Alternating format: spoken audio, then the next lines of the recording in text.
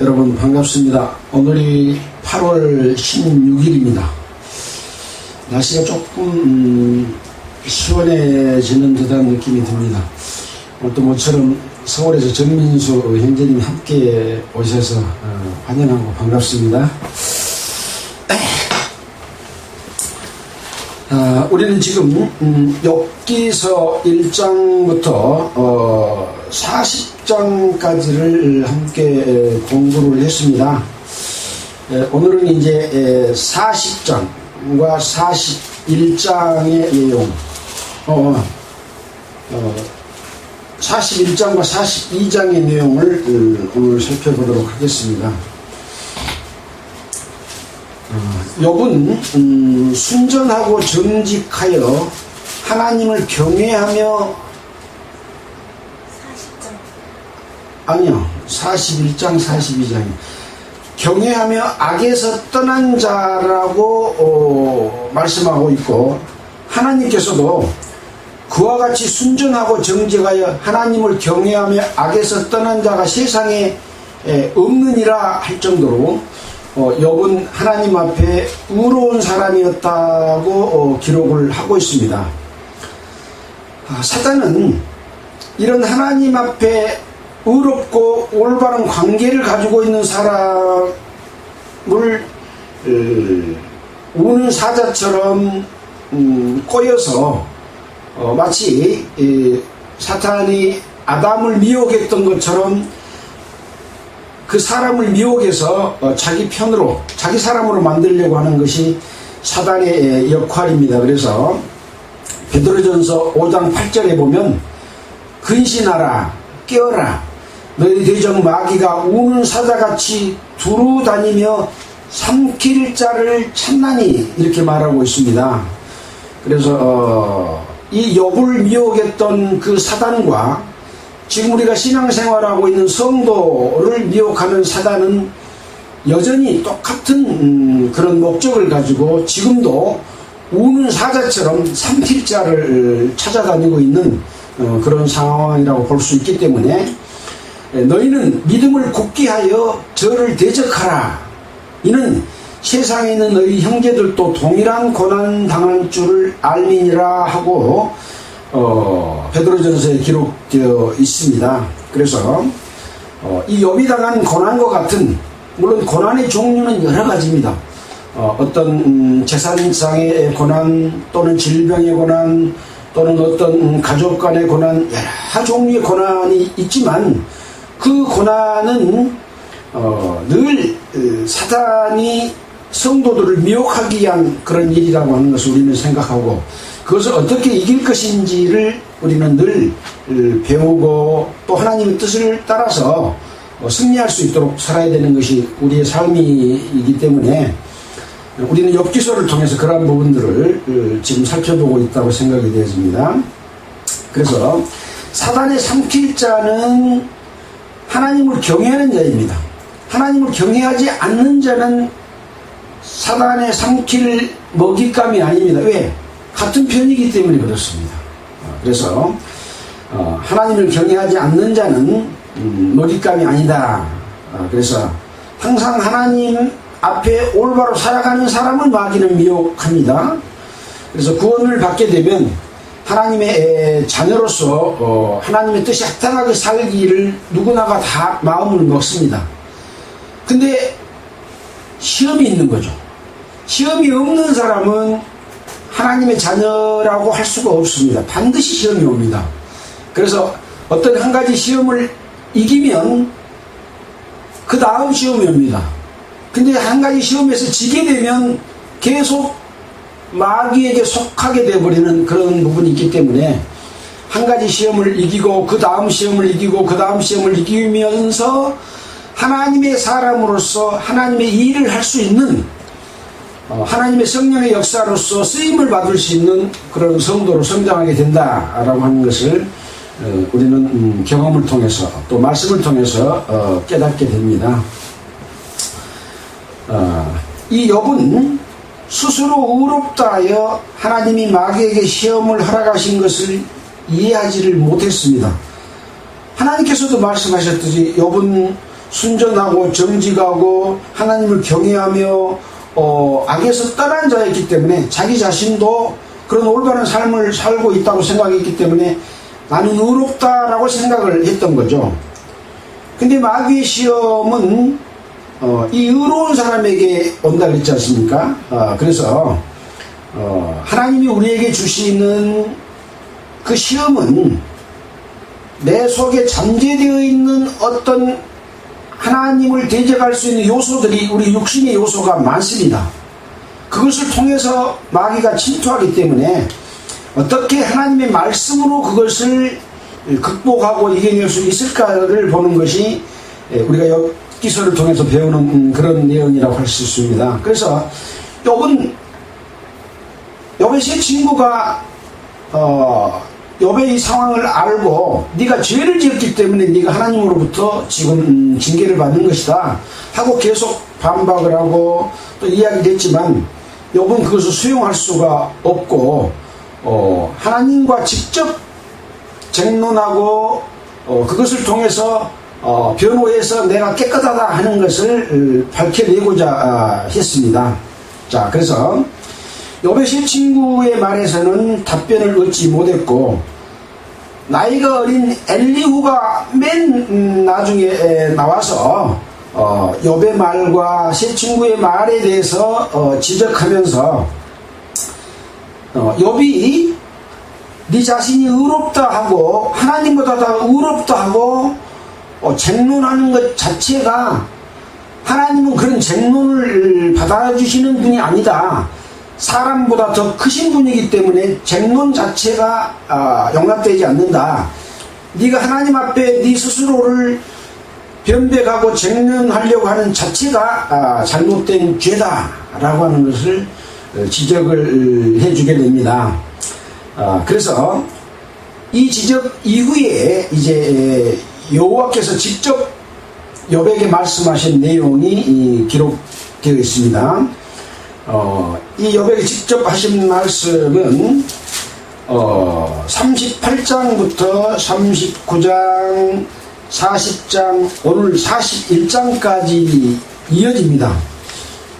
하나님께서 욥에게 하신 말씀이 무엇이든가요? 결국은 욥과 욥의 세 친구들도 하나님의 창조와 자연의 섭리와 질서, 그 다음에 그 모든 하나님의 능력, 주권 이런 것들을 분명히 이야기했습니다. 그러니까 그 세 친구의 말이 틀린 말은 아니라는 거죠. 맞는 말도 많이 있다. 그러나 무엇을 지적했습니까? 욥은 네 스스로가 하나님보다 의롭다 하는 것이 잘못된 것이다 라고 하는 것이고, 욥의 세 친구는 너희들의 그 말이 하나님 앞에서 봤을 때 옳지 않다.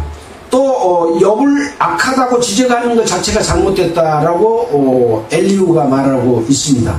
자, 그래서 그런데 하나님은 또 욥에게 말씀하시면서 하나님의 창조와 능력과 권능과 주권과 이런 것을 말씀하시면서 내가 이렇게 창조할 때 네가 어디 있었냐?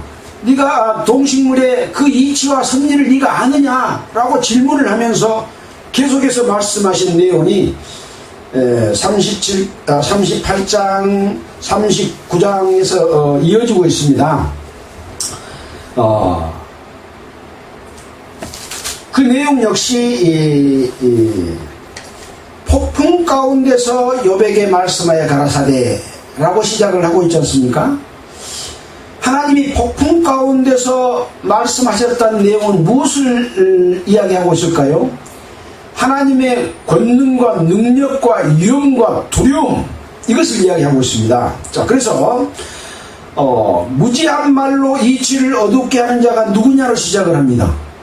아마 그 음성이 폭풍처럼 들리는 그런 음성이었을 겁니다. 무지한 말로 이치를 어둡게 하는 자가 누구냐 하고, 제 이런 음성이 아니라 정말 외성과 우레와 번개와 같은 그런 큰 음성으로 말씀하셨을 때 아마 그 앞에서 욥은 완전히 이 두려움과 그 능력 앞에서 아마 쫄아 있었을 겁니다. 그리고 하나님의 말씀을 계속 들었을 거라고 생각이 됩니다.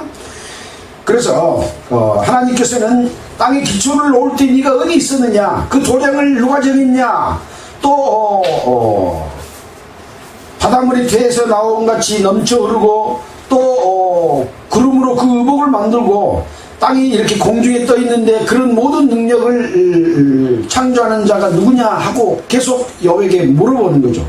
바다의 근원에 들어갔었느냐, 광명의 처소는 어느 길로 가며 흑암의 처소는 어디냐, 또 폭우를 위하여 길을 내었으며 우리의 번개의 길을 내었으며, 땅의 물의 순환에 관한 내용을 쭉 설명을 했고, 그 다음에는 네가 묘송을 메어 떨기되게 하겠느냐, 삼성의 띠를 풀겠느냐, 우주 만물의 섭리를 네 힘으로 그걸 바꾸고 그걸 풀어낼 수 있겠느냐, 역은 감히 할 수가 없는, 이것이 하나님의 능력이고 하나님의 주권이고 하나님의 권세다. 그런데 네가 지금 나 앞에서 나와 쟁론하려고 하느냐라고 하는 거죠. 하나님은 감히 사람은 감히 하나님 앞에 쟁론할 수도 없는 존재이고 하나님의 말씀을 무조건 따라야 된다라고 하는 그런 하나님의 그 권위를 보여주고 있는 말씀이라고 할 수 있습니다. 그리고 36절에 보면 가슴속의 지혜는 누가 준 것이냐, 마음속의聰明은 누가 준 것이냐, 이런 모든 것들을 깨달아 알고 지혜롭게 되는 것은 다 하나님께서 주신 것이다, 이렇게 말씀을 했는데, 또 39장에서도 산염소, 암사슴, 나귀, 들나귀, 들소, 타조, 이런 동물들을 언급하면서 그들의 능력, 그들을 창조한 그 하나님의 섭리에 대해서 계속해서 말씀해 주고 계시는 거죠. 그리고 40장에서는 이제 그런 것들을 보여주시면서 여호와께서 폭풍 가운데 여백에 말씀하여 가라사대, 너는 대장부처럼 허리를 묶고 내가 너에게 묻는 것을 대답해봐라. 네가 하나님의 심판을 피하려고 하느냐? 라고 말하고 있습니다. 하나님의 심판을 사람이 피할 수가 있나요? 하나님은 하나님의 진리를 거스려 행하는 자를 반드시 심판하십니다. 노아 홍수를 통해서 보여줬고, 소돔과 고모라를 통해서도 보여줬고, 바벨탑을 통해서도 보여줬고, 하나님께서는 하나님의 진리를 거스려 행한 자들에 대한 심판을 반드시 하신다. 근데 네가 지금 내 심판을 피하려고 하느냐? 라고 하는 거죠. 스스로 의롭다 하여 나를 불의하다 하느냐? 네가 네 스스로를 의롭다 하고 하나님 앞에 지금 쟁론하려고 하는 것은 하나님을 지금 의롭지 못하다고 네가 하려고 하느냐? 그런 이야기인 거죠. 그래서 그렇다면 네가 한번 네 힘으로 한번 해봐라. 교만한 자를 발견하여 낱낱이 낮추되 모든 교만한 자를 발견하여 낮추며 악인을 그 처소에서 밟아서 그들과 함께 진토에 묻고 그 얼굴을 싸서 어두운 곳에 둘지라.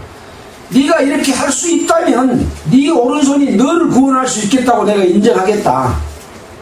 욥이 할 수 있을까요? 사람은 어떤 사람을 벌하고 또 그들을 밟아서 영원한 흑암의 처소에 둘 수 있는 능력이 없는 거죠. 오직 하나님만이 심판자이시고 다스리는 자이시고 그것을 할 수 있는 분이다 라고 말씀을 합니다. 근데 또 동물을 들어서 하마를 들어서 이야기하고 있습니다. 자, 또 이제 오늘 우리가 공부할 41장에서도 악어를 들어서 하나님께서 창조하신 그 악어에게 준 능력과 힘과 이 모든 것들에 대해서 설명하고 있습니다. 41장 한번 보면서 어떤 말씀을 하시는지 살펴보도록 하겠습니다. 네가 능히 낚시로 악어를 낚을 수 있겠느냐? 노끈으로 그 혀를 맬 수 있겠느냐? 줄로 그 코를 꿰 수 있겠느냐? 갈고리로 그 아가미를 꿰 수 있겠느냐? 우리가 고기를 잡을 때에는 이런 것을 할 수 있겠죠.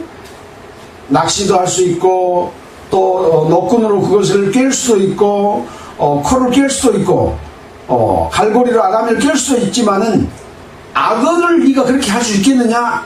라고 지금 욥에게 물어보고 있습니다.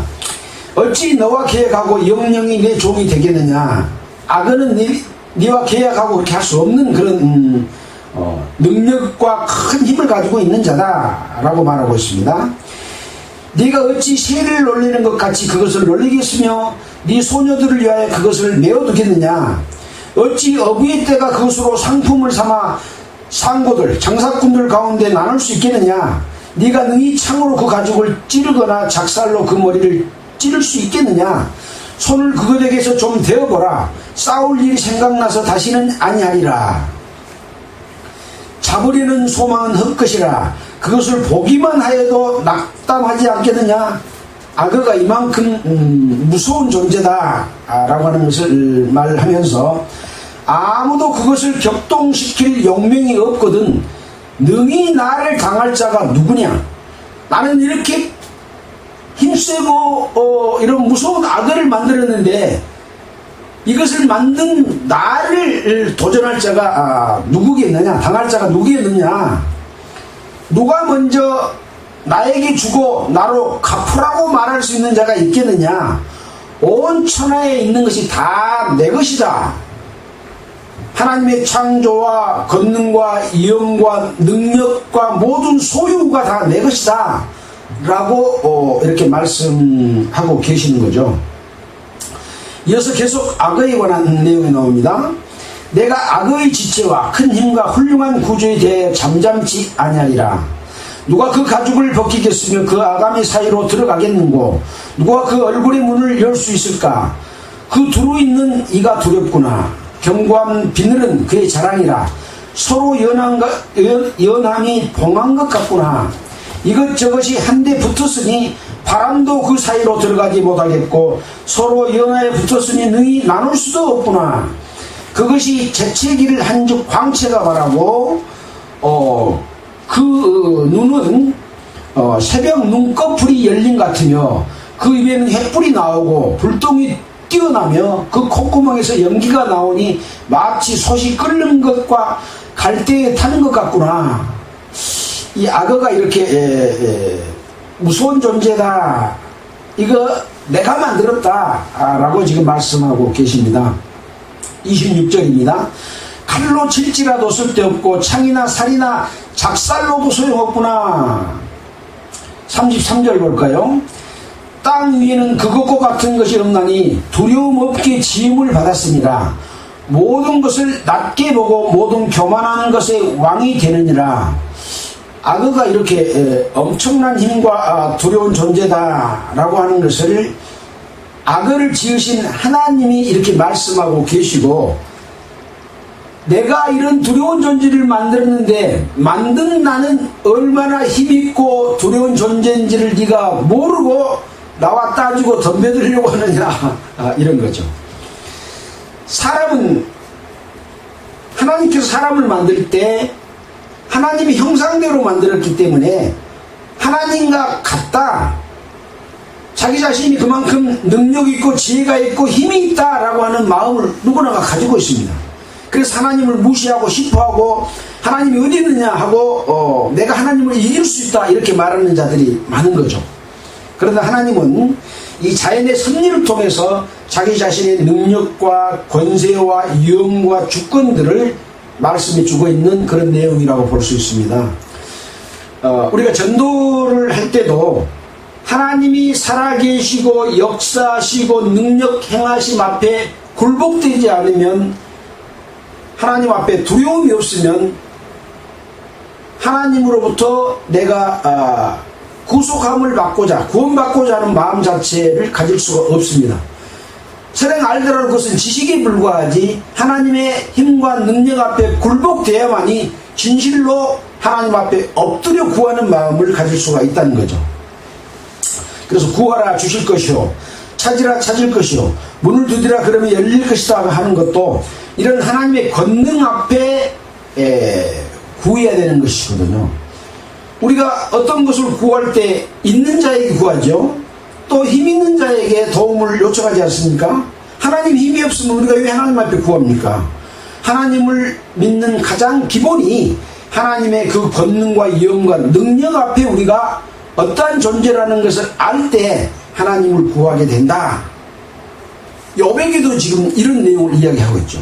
욥은 하나님 앞에 순전하고 또 의롭고 하나님을 경외하고 악에서 떠난 자였고, 그러므로 말미암아 하나님으로부터 10 아들과 딸들을 주었고 많은 재물을 주어서 부유하게 살았고, 욥이 그렇게 부유하고 삶으로 말미암아 많은 사람들이 욥 앞에서 굴복하고 와서 욥에게 구하고 그런 위치에 있었습니다.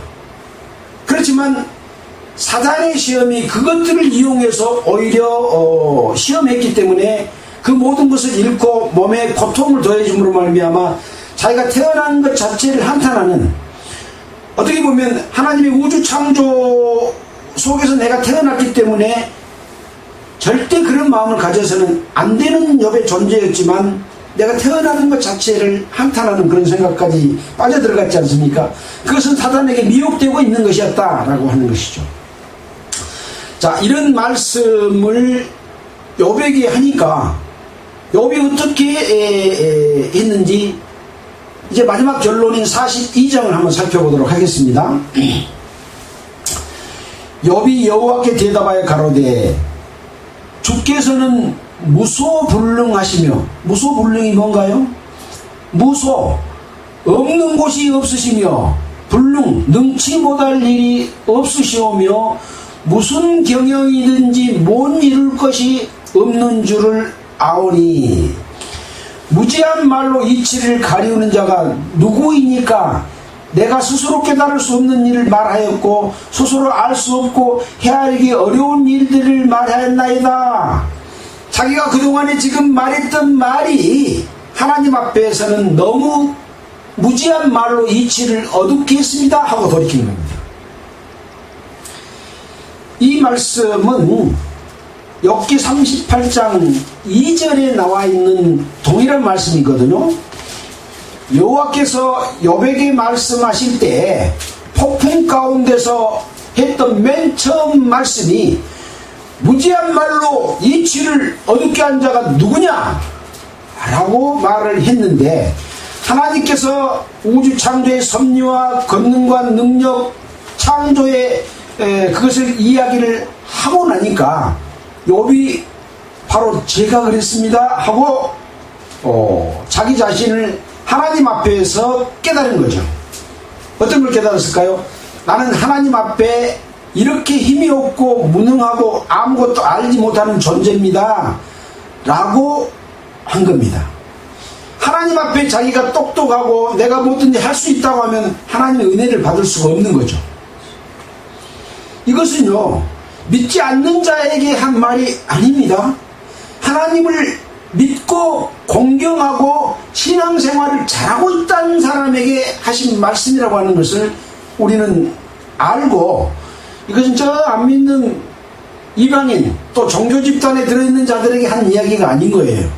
신앙생활을 잘하는 사람에게 주는 말씀이라고 하는 점이 굉장히 중요한 내용이라고 볼 수 있습니다. 그래서 무지한 말로 이치를 가르는 자가 누구이니까 내가 스스로 깨달을 수 없는 일을 말하였고 스스로 알 수 없고 헤아리기 어려운 일들을 말하였나이다 하고 하나님 앞에 굴복하고 있는 그런 내용이죠. 내가 말하겠사오니 주여 들으시고 내가 주께 묻겠사오니 주여 내게 알게 하옵소서. 오직 하나님 앞에 구하고 하나님께서 답해 주시기를 바랍니다. 그런 거죠. 지금도 마찬가지입니다. 성도들이 구원을 받고 또 숫자가 많아져서 물을 이루고 또 그 다음에 어떤 교회를 만들고 종파를 만들고 이렇게 살아가면서 하나님의 방법과 하나님의 주신 능력이 아닌 사람의 방법과 사람의 지혜와 능력으로 교회를 이끌어가려고 하는 이 종교 집단의 모습이 이 지구상의 모든 기독교 속에 꽉 차 있습니다. 이것이 바로 마귀의 개교인 거죠. 이 가운데서 하나님의 능력을 의지하지 않는, 하나님의 주신 은혜에 의지하지 않는 모든 것은 다 마귀 거라고 생각을 해야 된다는 거죠. 근데 그것을 깨닫지를 못하고 있는 것이 현재 기독교 현실이지 않는가라고 생각이 들어집니다. 자, 그래서 5절입니다. 내가 죽게 대하여 귀로 듣기만 하였사더니 이제는 눈으로 주를 배웠나이다. 그러므로 내가 스스로 한하고 티끌과 재 가운데서 회개하나이다. 스스로 한한다는 말은 무슨 말인가요? 우리가 원한 그럴 때 한이란 말은 한탄하다, 또 미워하다, 원망하다, 그런 말의 그 한자와 같은 한자인데, 하나님 앞에 내 스스로를 미워한다, 증오한다, 내 스스로를 미워한다, 그런 의미가 담겨 있는 거죠. 티끌과 재 가운데서 회개한다. 성경에 보면 이런 말이, 재를 둘러쓰고 옷을 찢고 회개할 때 자주 나왔던 그런 내용이지 않습니까? 하나님 앞에 그동안에 내가 하나님보다 의롭다 하고 하나님이 그 질서와 그 하나님께서 하신 주권에 내가 도전하려고 하는 것에 대해서 내 스스로를 미워하고 잘못했습니다 하고 통회하고 하는 회개의 모습을 지금 보여주고 있습니다. 이렇게 회개하니까 7절에 여호와께서 욥에게 말씀을 하신 후에 대만 사람 엘리바스에게 이르되 내가 너와 내 두 친구에게 노하나니 이는 너희가 나를 가리켜 말하는 것이 내 종 욥의 말같이 정당하지 못함이니라. 여튼 지금 욥에게 이 욥의 세 친구가 하나님은 이런 분이시고 하나님은 이런 분이시니까 네가 하나님께 이 그 뜻을 따라서 하나님을 공경해야 되는데 네가 그렇지 못하고 하나님에게 변백하려고 하고 네가 의롭다고 하고는 자체가 잘못됐다 라고 했던 말은 어떻게 보면 옳은 말이었는데, 그러나 그 모든 말들도 여기 보면 내 종 욥의 말같이 정당하지 못하다라고 말하고 있는 거죠. 사람의 지식은 하나님의 상당한 부분까지 이르릅니다. 지금 과학이 발달해서 하나님의 섭리한 능력을 이용해서 우주를 정복하고 말하자면 인공위성을 하늘에 쏘아 올리고 AI를 사람으로 만들어 가지고 AI가 어떤 능력을 행하게 하는 엄청난 지능이 과학이 발달했지만 하나님이 봤을 때는 아무것도 아닌 거죠. 하나님의 능력에 비하면 아무것도 아닌데 사람은 그걸 대단한 것으로 생각하고 믿고 하나님보다 더 그것을 의지하고 있는 것이 현실이지 않습니까? 그래서 우리는 그 능력보다 크신 그 법칙을 만드신 창조하신 하나님을 공경하고 하나님께 물어서 답을 얻는 것이 정답이다 라는 것을 여기서 보여주고 있습니다. 엘리바스나 또는 누굽니까? 그 두 친구 수아 사람 빌닷, 수아 사람 빌닷과 또 소발, 이 세 사람들의 앞에 있는 우리가 내용에서도 살펴봤지만 얼마나 좋은 말들을 많이 했습니까? 하나님의 능력도 찬양하고 하나님을 그렇게 공경해야 된다고 말하고, 그렇지만 그 모든 것들도 하나님이 봤을 때는 하나님의 진리에 이르지 못하고 정답이 아니다라고 말하고 있는 거죠.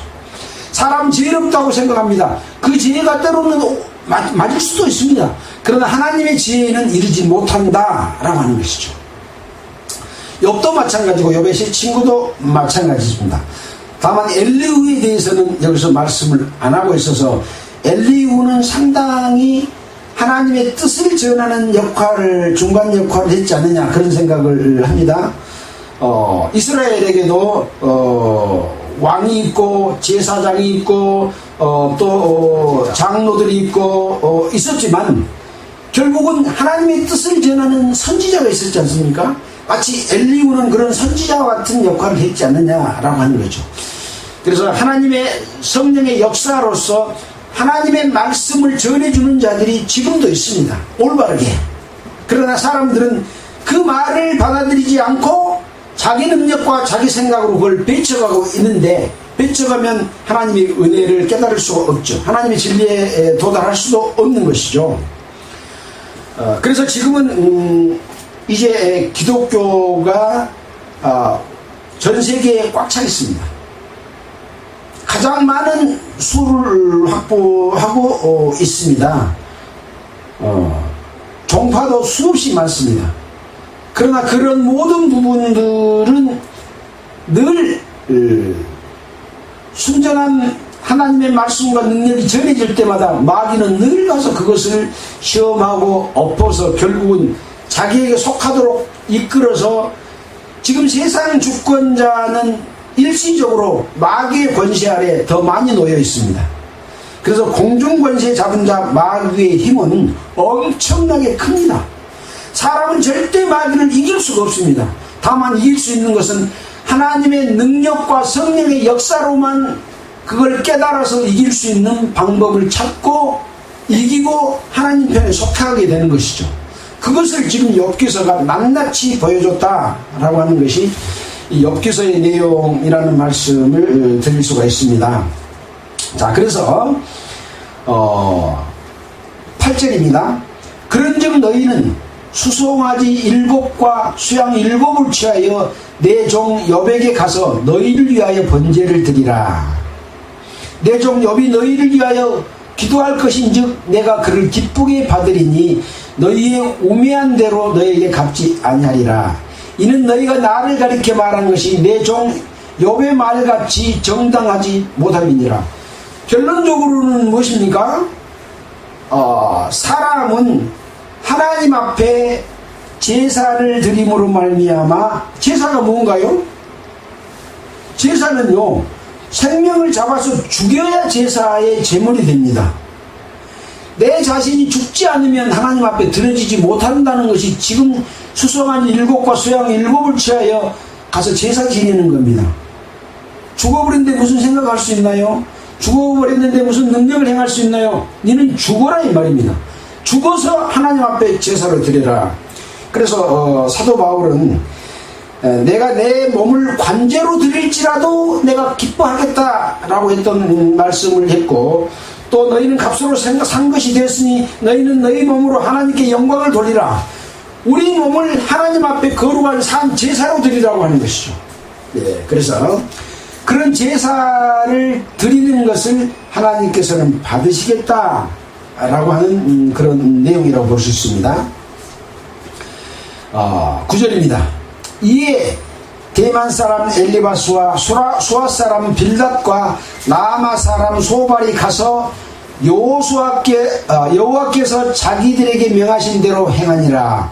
여호와께서 욥을 기쁘시게 받으셨더라. 어떻게 보면 욥이 지금 주인공입니다.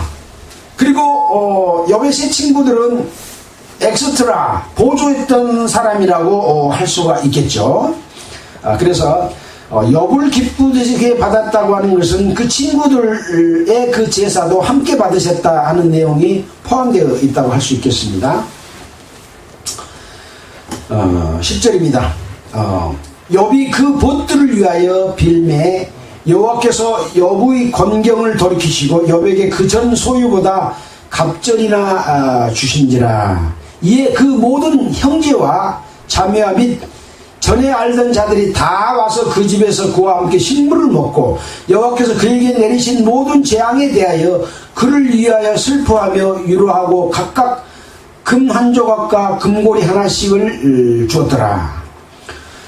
그러니까 그 전에 마귀 시험으로 이루어졌던 모든 것을 다시 회복해 주고 갑절이나 주었다라고 하는 것이죠. 그래서 하나님을 올바르게 공경하고 하나님의 뜻에 부합하면 세상에 사는 동안에도 하나님께서 축복해 주신다고 하는 것이 맞습니다. 고난만 있는 거 아니라 축복도 더해 주신다라고 생각할 수가 있습니다. 12절입니다. 여호와께서 욥의 모년에 복을 주사 처음 복보다 더하게 하시니 그가 양 1만 4천과 약대 6천과 소 1천결이와 암낙이 1천을 두었고 또 아들 7과 딸 3을 낳았으며 그 첫째 딸은 여미마라 이름하였고 둘째 딸은 그시아라 이름하였고 셋째 딸은 게렌합북이라 이름하였으며 전국 중에 욥의 딸들처럼 아리따운 여자가 없었더라. 그 아비가 그들에게 오라비처럼 산업을 줬더라. 그 후에 욥이 144년을 살며 아들과 손자 4대를 보았고 나이 늙고 기한이 차서 죽었더라. 이렇게 이제 욥기서가 끝이 납니다.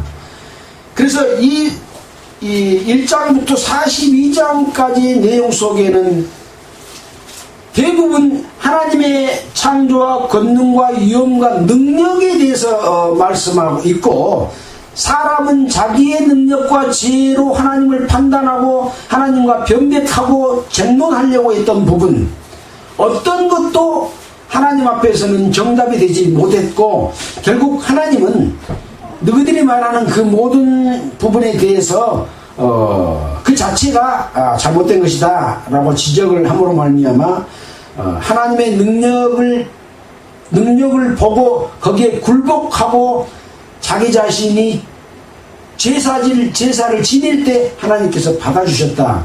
아까 말씀드렸잖아요. 제사는 나를 죽여서 하나님 앞에 드리는 것이다 라고 하는 것이죠. 그래서 하나님 앞에 내가 내 지혜와 총명과 능력으로 하나님을 공경합니다. 그래서는 절대 안 되는 것이고, 오직 하나님께서 우리에게 주시는 지혜와 능력과 권능과 위엄 앞에 순종하고 받아들임으로 말미암아서 우리는 축복을 얻을 수가 있다라고 하는 교훈을 주시는 내용이라고 할 수 있습니다.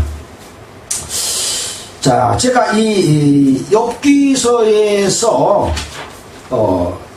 이 42장까지 있는 수많은 내용 중에서 여호와의 말씀만 한번 이렇게 찾아봤습니다.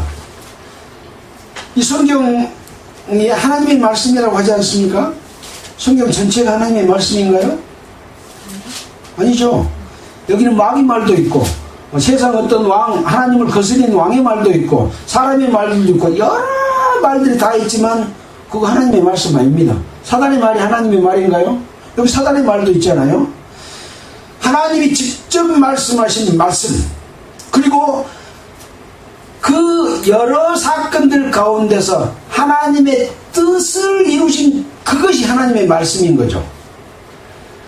성경 전체에 구절구절이 하나님의 말씀이다 그러면 큰일 나는 일입니다. 큰일 납니다. 그래서 이 욥기서의 하나님의 말씀은 무엇이었을까? 그래서 한번 살펴봤습니다. 1장 7절에 여호와께서 사단에게 이르시되 네가 어디서 왔느냐? 이거 여호와의 말씀입니다.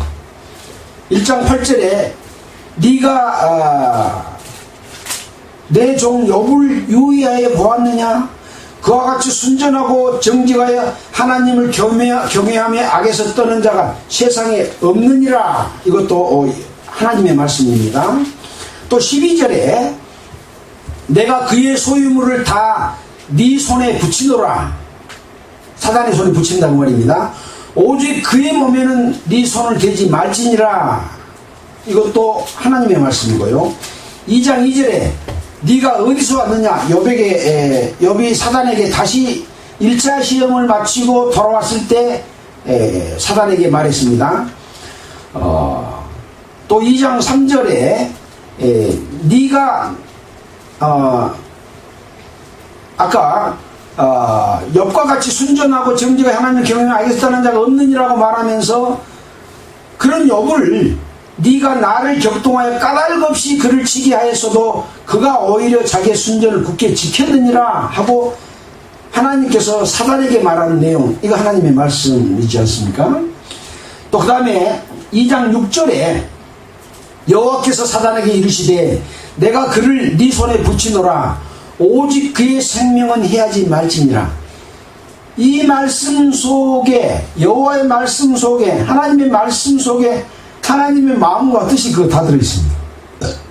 자, 그 다음에 이제 여베시의 친구가 말하고 엘리후가 말한 내용이 다 끝난 다음에 38장에서부터 여호와의 말씀이 나타납니다. 그리고 오늘 우리가 말씀했던 그 여호와의 말씀의 내용이 38장 3절로부터 39장, 40장, 41장의 내용이 여호와의 말씀입니다. 자, 여호와의 말씀만 들어보면 이 욥기서의 내용이 그대로 드러나서 우리가 무엇을 배워야 될지를 답이 다 나오는 거죠.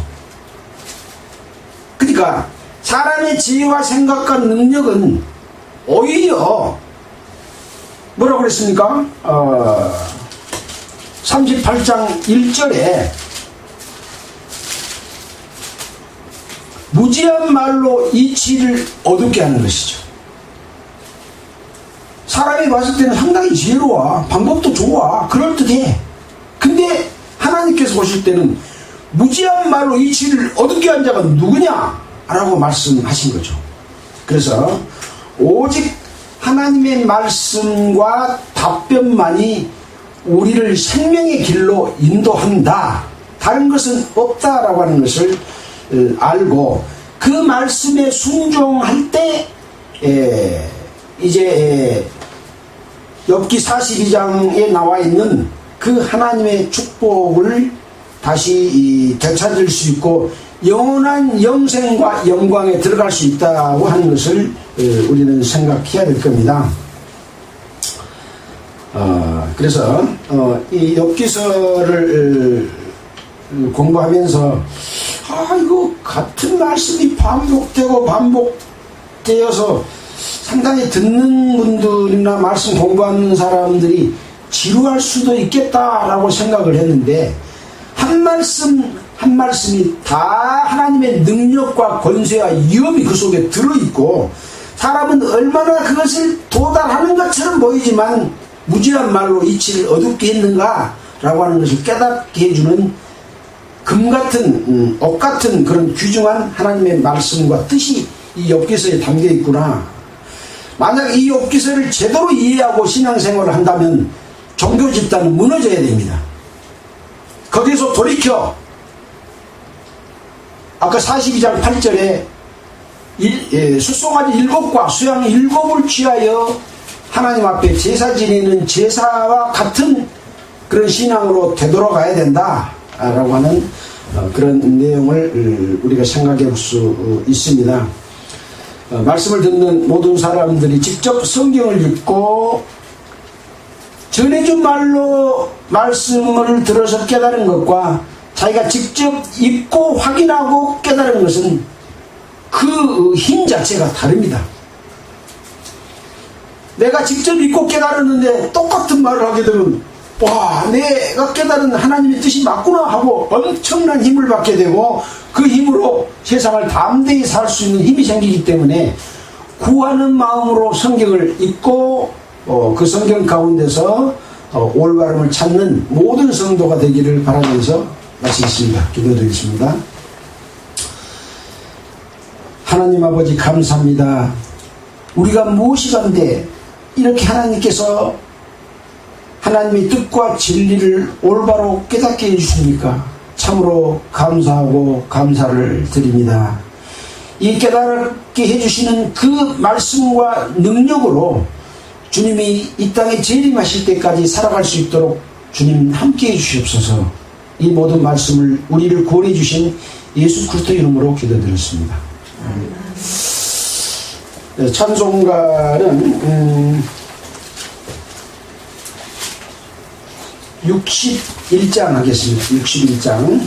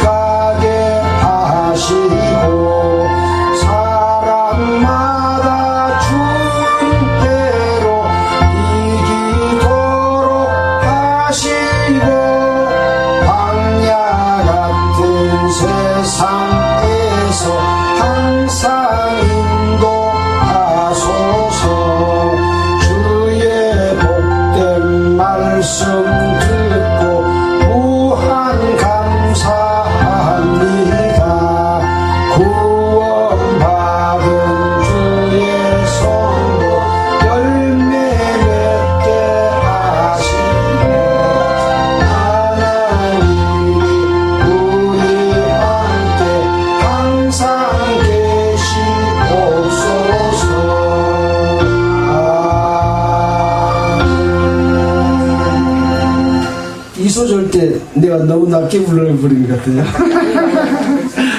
예, 마치겠습니다. 저분이 싫어하실 텐데.